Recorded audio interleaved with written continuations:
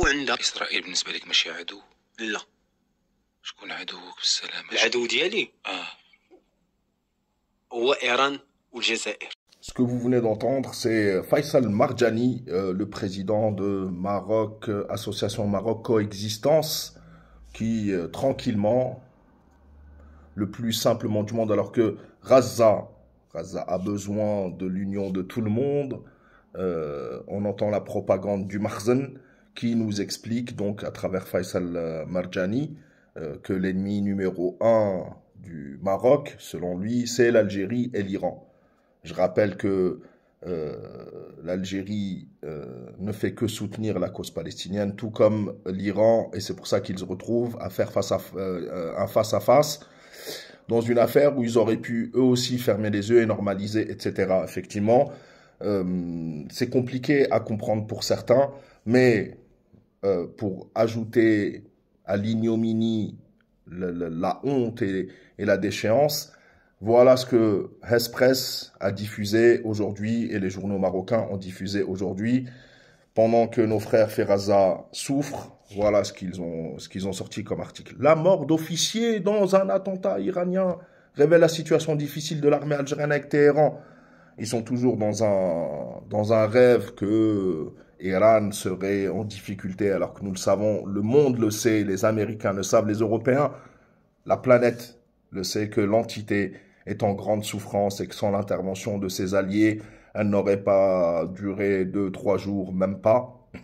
Mais au-delà de ça, c'est la propagande et le mensonge qu'ils essaient de lancer. Ils ont inventé même des noms d'officiers, de gradés qui seraient dans une frappe de l'entité décédés en Iran. Mais comment ont-ils eu les informations? Selon des informations concordantes et des sources. Quelles sont-elles? Aucune. Les seules sources, c'est dans leur cerveau, pour cacher beaucoup de choses et pour cacher surtout des informations telles que celle-ci, par exemple. Selon Algeria Gate et des sources iraniennes, révélation sur l'interrogatoire d'un pilote israélo-marocain capturé par les gardiens de la Révolution. Des avions de combat marocains ont participé aux frappes aériennes sur Téhéran dès le premier jour de l'offensive de l'entité contre Iran, opérant depuis des bases militaires en Syrie, Deir ez-Zor, et depuis des pays du Golfe, selon des sources iraniennes.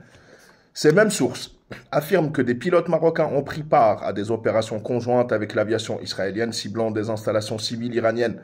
La télévision iranienne a finalisé l'enregistrement des confessions et témoignages du prisonnier d'un pilote de l'entité également détenteur de la nationalité marocaine. Donc nous allons attendre la diffusion de ces images avec impatience et voir un petit peu ce qu'il en est. Et on comprend donc mieux le discours de certains qui veulent, et je le dis directement, je sais qu'une partie du peuple marocain n'est pas du tout avec l'agression de l'entité sur Gaza, palestinienne, et même l'Iran, parce que je rappelle que c'est bien l'entité qui a voulu agresser l'Iran, qui se retrouve dans une situation plus que compliquée, qui pourrait mener à un équilibre au moins et à une justice au Moyen-Orient.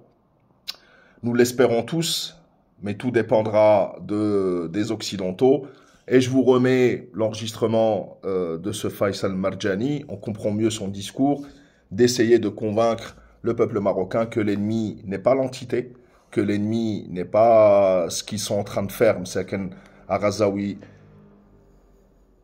la faim, il n'y a rien de pire. Ils sont en train de périr à petit feu.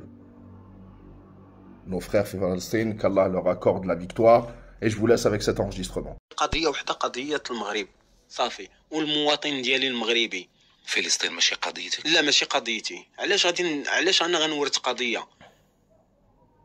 علاش غنورث؟ مستفز يا اخي. لا ماشي مستفز، هذه حقيقة خاصنا نوقفوا عندها. إسرائيل بالنسبة لك ماشي عدو؟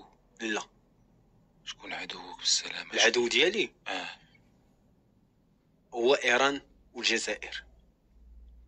You open an app.